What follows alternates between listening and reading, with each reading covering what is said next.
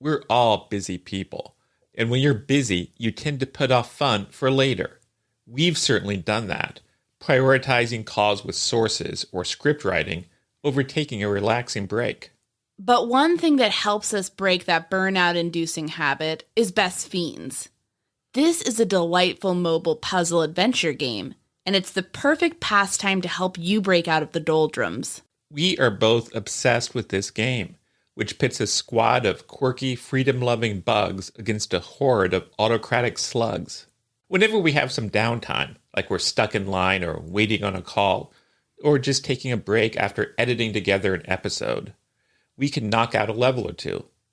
We sometimes have to travel far and wide for our journalism, so it's nice to be able to play offline, even when we're in an area with iffy internet. There's nothing better than getting on a roll and picking up tools to help in the quest to defeat the slugs. It's a nice mental break to take your mind off work and stress. Anya is on level 995. Kevin is on level 262. It's frankly getting embarrassing.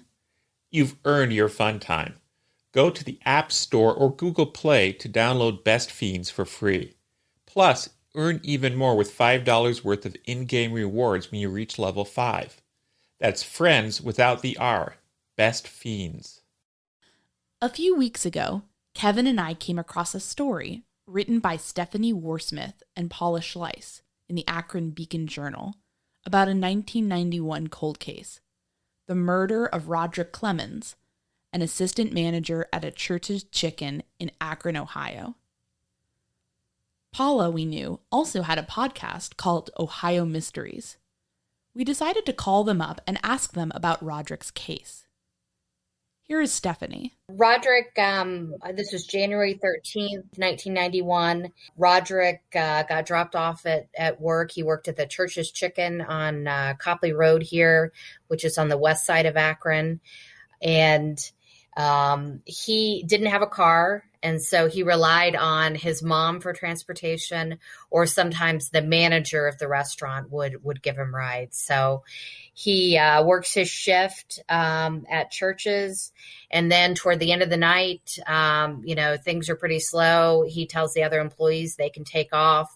And so then he is sweeping up and, counting the till for the day. And he had the doors closed, and we don't know exactly what happened here, but somehow, obviously, someone got in, and then, stole the money and shot him in the head, execution style, in the women's bathroom of the restaurant. So then I believe it was about 11:30 then, the manager who planned to give him a ride home that night, comes in. He can't get in the front door of the store. It's glass-paned windows, but sees that the back door is wide open. And so then he goes in and finds Roderick in the bathroom lying there, and he is unfortunately already dead. There's no help for him, even though they call the paramedics, and he tries to do what he can to help him. And here's Paula. And there was a second bullet hole in the wall of the store.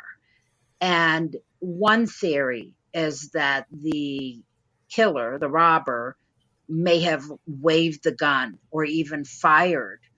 I guess the door would have had to be open, but perhaps the killer had waved the gun at him, got him to open the door out of fear for his life, and at some point fired a shot into the wall, maybe to express how serious he was about, doing what he was going to be doing.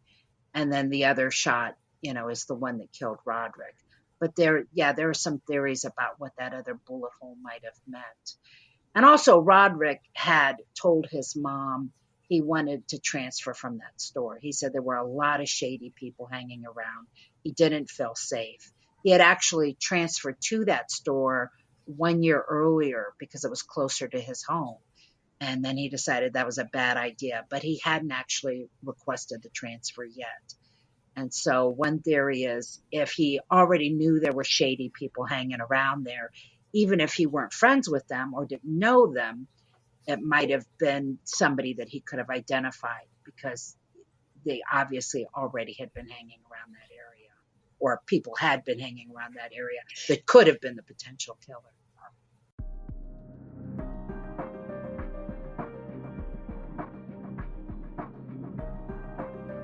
My name is Anya Kane. And I'm Kevin Greenlee. And this is The Murder Sheet, a weekly true crime podcast.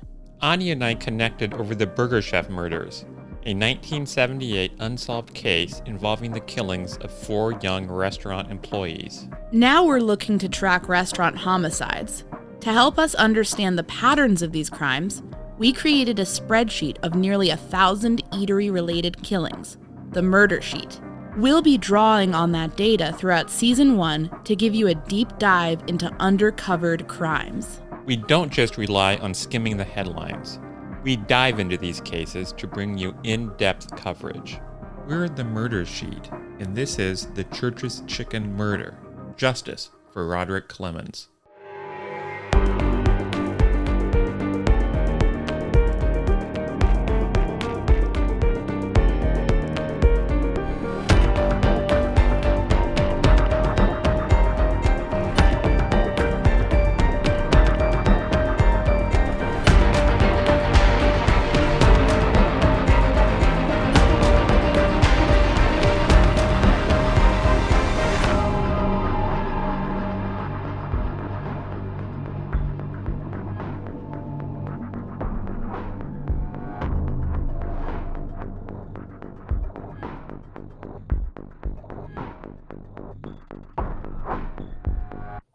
Well, yeah, we're super excited to talk to both of you today about this, this Clemons case. To start off with, Paula and Stephanie, maybe you could just both tell us a bit about your backgrounds as journalists and sort of like your careers and kind of take us through that.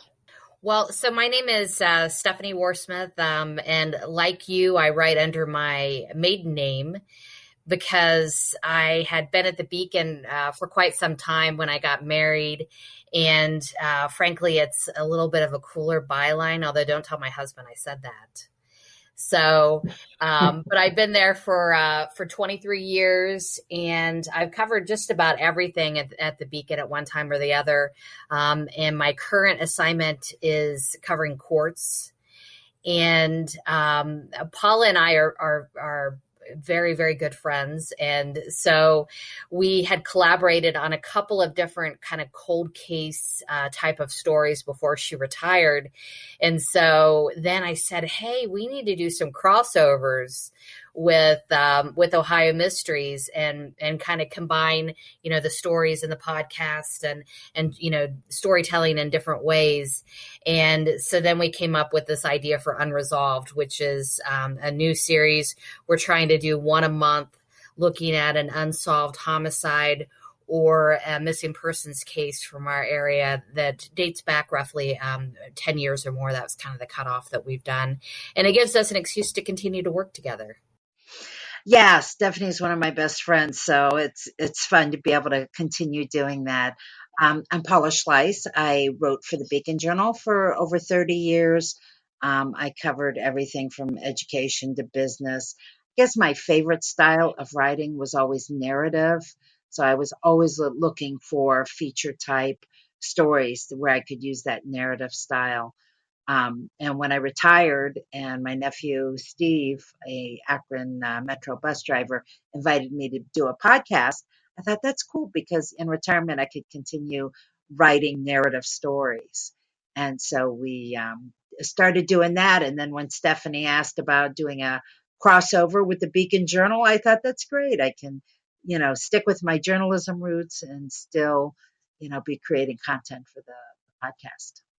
And tell us more about the Beacon-Journal, sort of where that stands in like Akron's media market.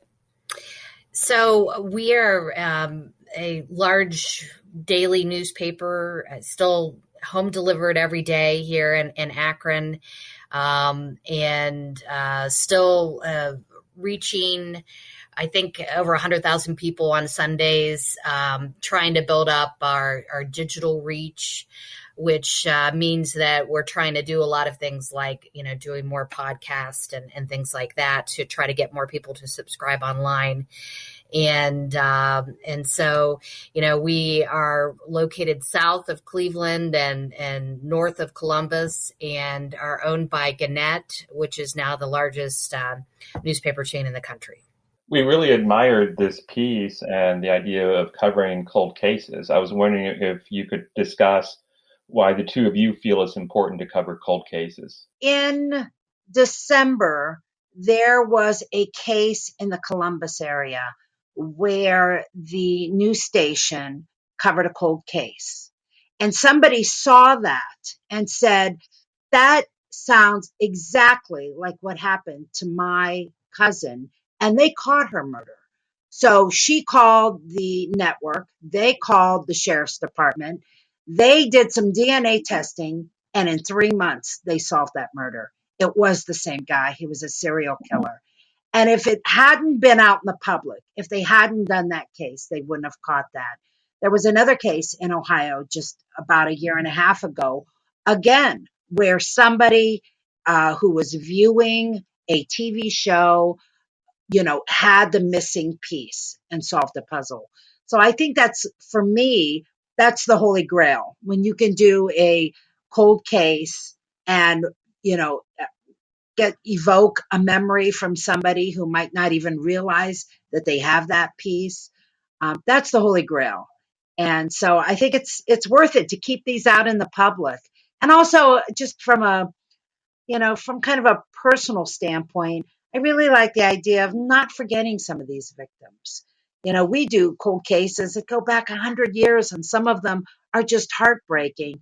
And even though I know they'll probably never be solved, I like making people remember, these victims and their stories. Whenever I can, I try really hard to find personal information about people so that they're not just victims, they're actual people, and you get to know, their likes and their dislikes and a little bit about their history. And I really like bringing them kind of back to life for people. That's important for me.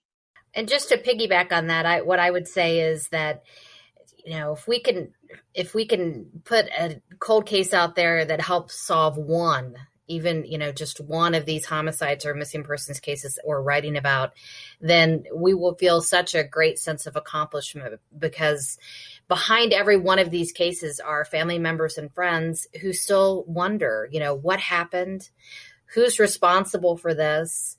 And if we can, jog somebody's memory, or get the police to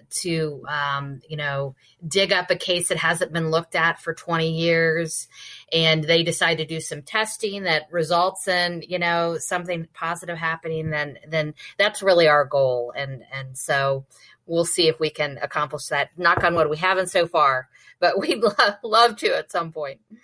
Tell us about how the Clemons case came on your radar and how you both realized this is one we definitely have to include in this package. This case always stuck with me. I remembered when it happened back in 1991. I was writing for the Beacon, and it really struck me because the deaths of Black men living in the inner city usually do not get the same kind of attention as little kids or families in the suburbs, that kind of thing. And this one was like, here's this young Black man. He's probably got all the temptations of the inner city, the potential for drugs, for gangs. And he's trying to get past that. He's got a job where he's an assistant manager at a restaurant. He's living with his mom and helping her out. And when you hear about him just being so coldly executed in a bathroom of a restaurant when he didn't need to be. The killer got the money. He didn't have to kill him. It just really touched me. And I never forgot it. And when Stephanie said she wanted to do a cold case series with the Akron Beacon-Journal, I remembered this one. And I said, this is one I think I'd like to do. In terms of your reporting process for both of you going back and revisiting that case, and getting this excellent source in the detective who is currently continuing to work on it. Tell us about your reporting process. Just walk us through that, I guess. Well, we have fortunately formed a really good relationship with a couple of the detectives in the Akron Police Department, who are very, very supportive of our effort here to take another look at these cold cases. And so Detective Pasilich and Lieutenant Whidden, we met with them about this and learned that they actually had a piece of evidence that they were going to test that had never been tested in this case, which I thought was really interesting. They decided to do testing of his Roderick's pants that he was wearing because the pockets were inside out. And so that said that likely the killer, in addition to, running off with the money bag, also decided to look in his pockets to see if he had anything worth stealing. And so they thought that there was a chance, albeit very slim, that there could be some DNA on those pockets. So they sent that off for testing. And unfortunately, there was not any DNA, but, we thought that was really interesting that they decided to do that testing and see if they we're able to get a new lead in this case that really has not had any attention for quite some time. Sometimes we get a bit freaked out by working on the murder sheet. We spend our days researching and talking about upsetting crimes. That can be anxiety-inducing. It often makes us think about our own safety. One thing that really helps alleviate those nerves is our Simply Safe home security system. We rest easy knowing that experts have our back at all times, and that Simply Safe's monitoring professionals will get in touch and send help if they pick up on any possible threats. Simply Safe is a robust solution that you can tailor to meet your lifestyle. We're talking about wall-to-wall protection from advanced sensors, which cover each room, window, and door. These hazard sensors keep watch for intruders, as well as other threats like fires and floods. Whatever the crisis, Simply Safe is there to protect you and your loved ones. The company's monitoring pros can access proprietary advanced response technology to visually check on a possible break-in.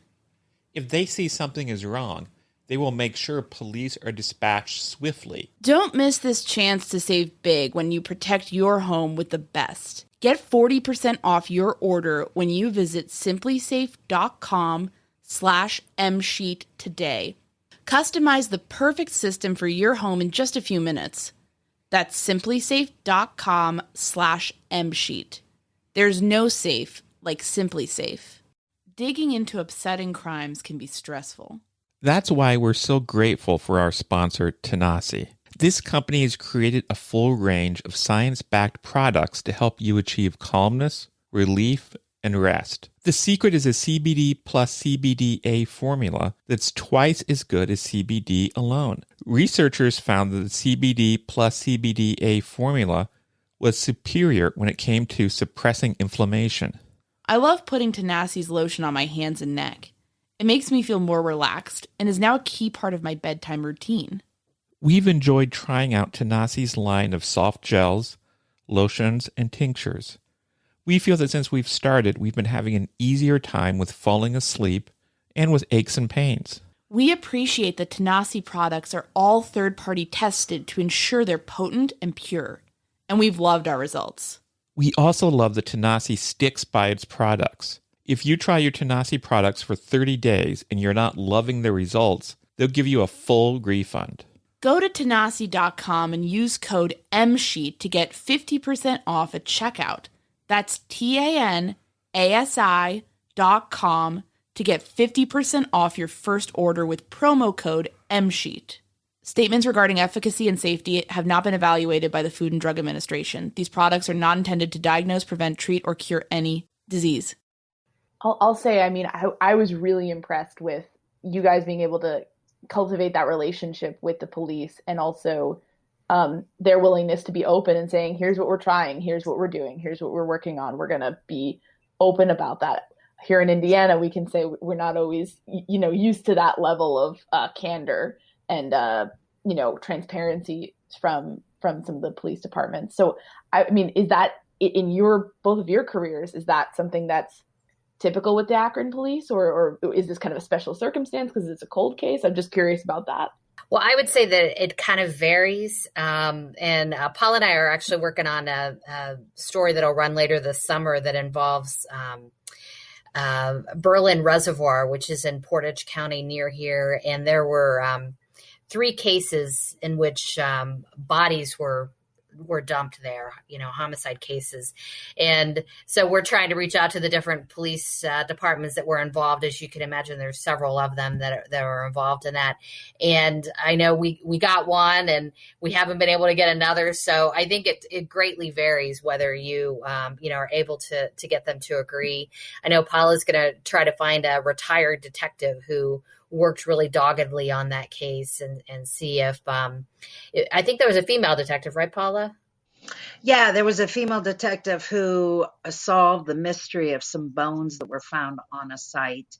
She was a sheriff's deputy in Portage County, and nobody had been able to figure out who these bones belonged to for like a decade, and she figured it out. Paula mentioned that this story stuck in her mind, and she said maybe the coverage of the deaths of men in color in inner cities didn't get as much coverage as they should.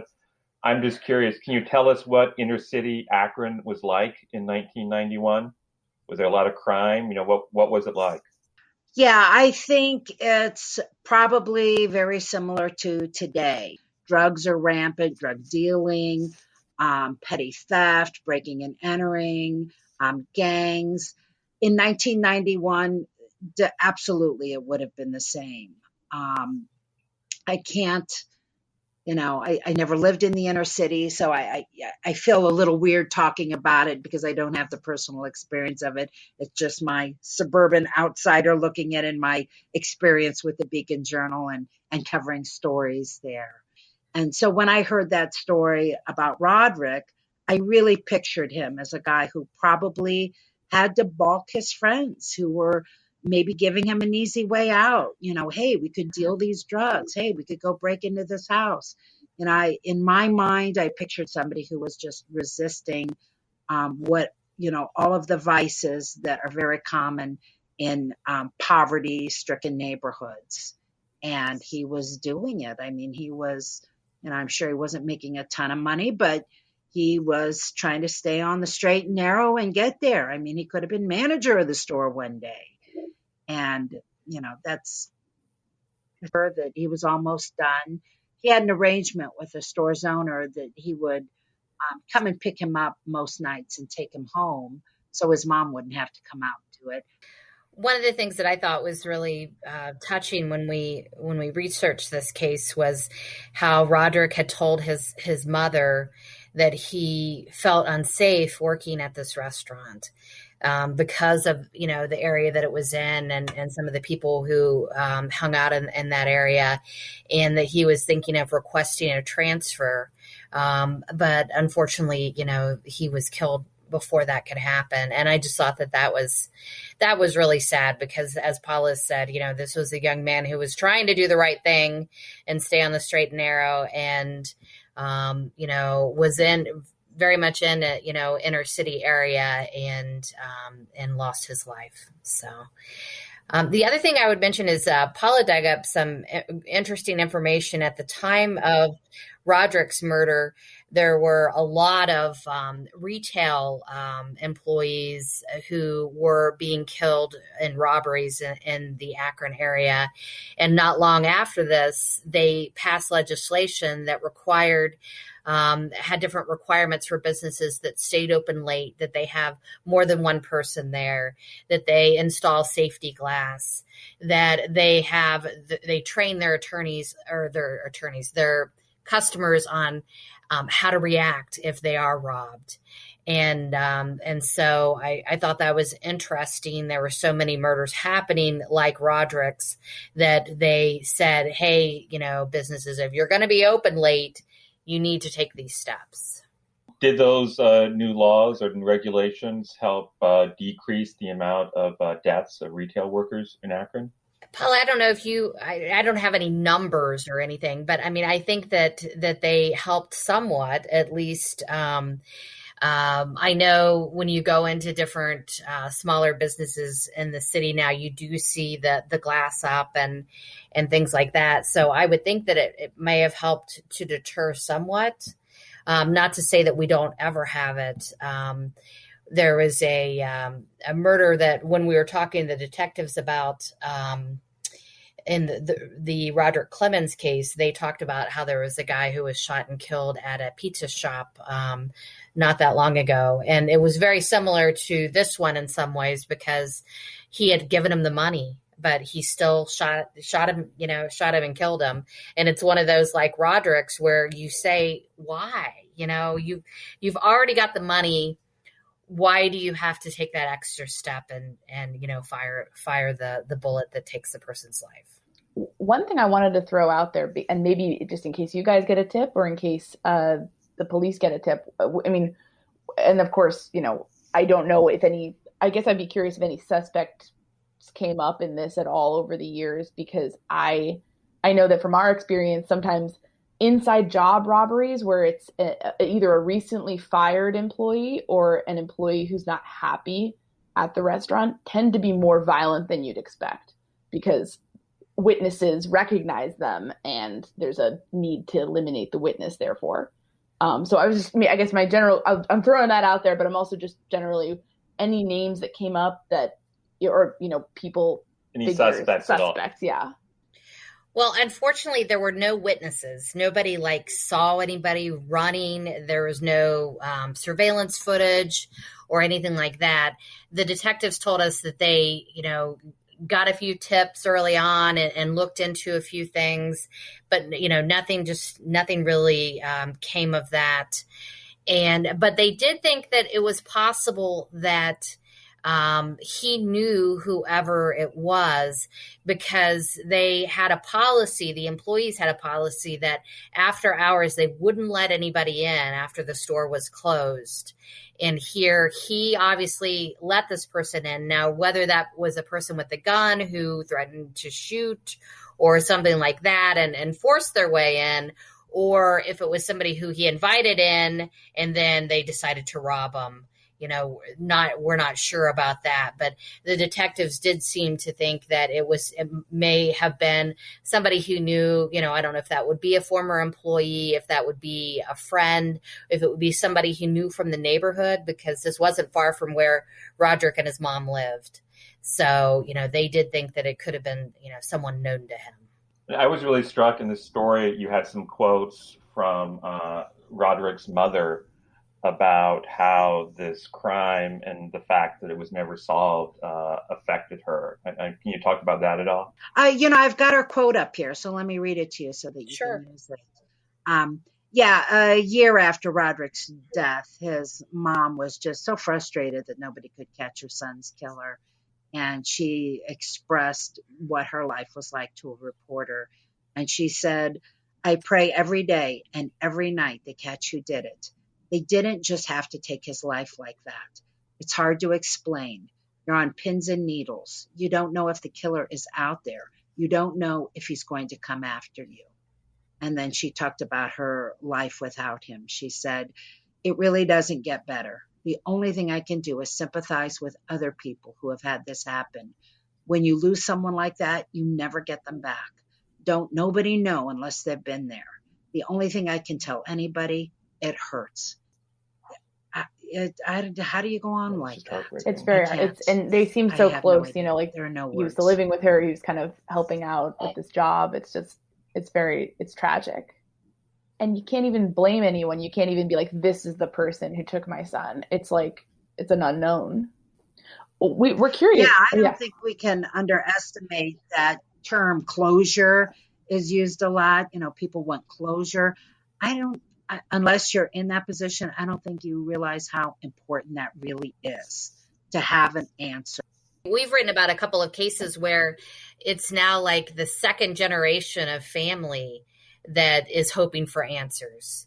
The parents are gone and now it's the kids, the siblings of whoever was taken who have taken up that, cause and are trying to keep the memory alive and try to drum up interest in solving the cases.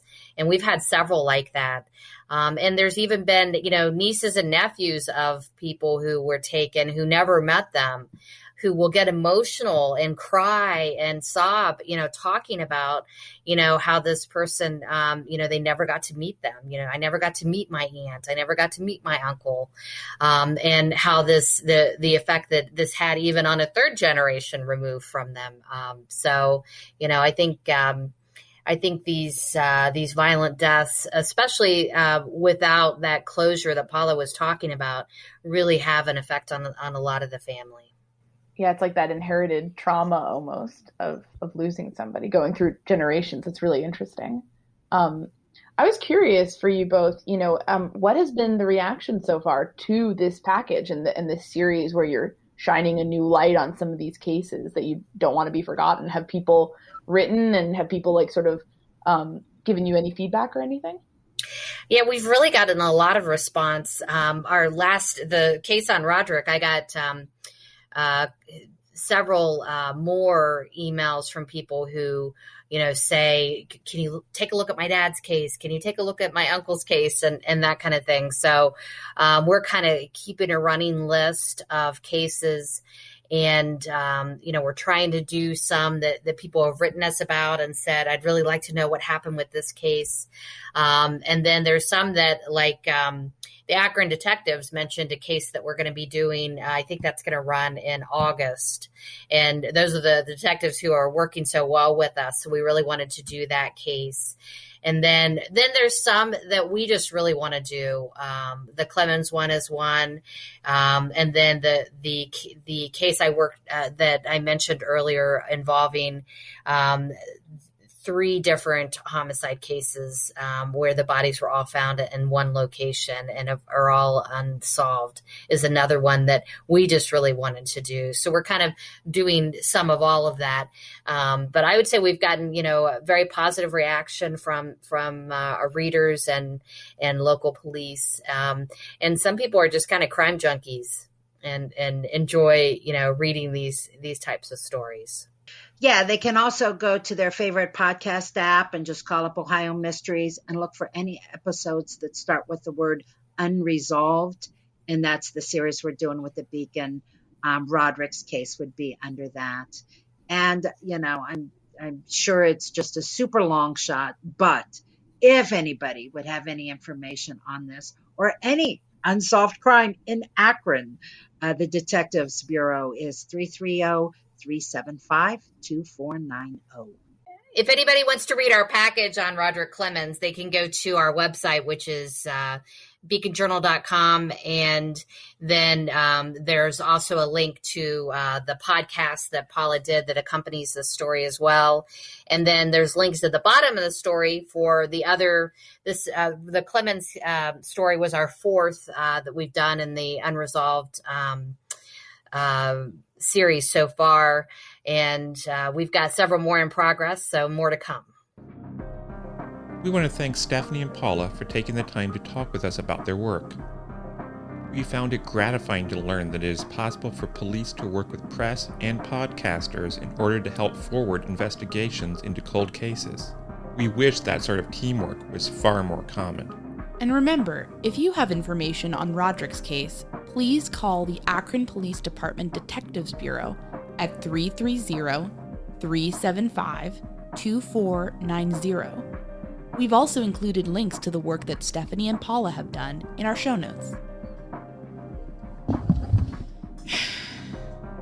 Thanks for listening to this episode of The Murder Sheet. As always, thanks to Kevin Tyler Greenlee, who composed the music for The Murder Sheet, and who you can find on the web at kevintg.com. To keep up with the latest on The Murder Sheet, please make sure to follow us on Instagram and Twitter at Murder Sheet, and on Facebook at MSheet Podcast, or by searching Murder Sheet. If you enjoy listening to The Murder Sheet, please leave us a 5-star review to help us gain more exposure. And send tips, suggestions, and feedback to murdersheet@gmail.com. Thanks so much for listening.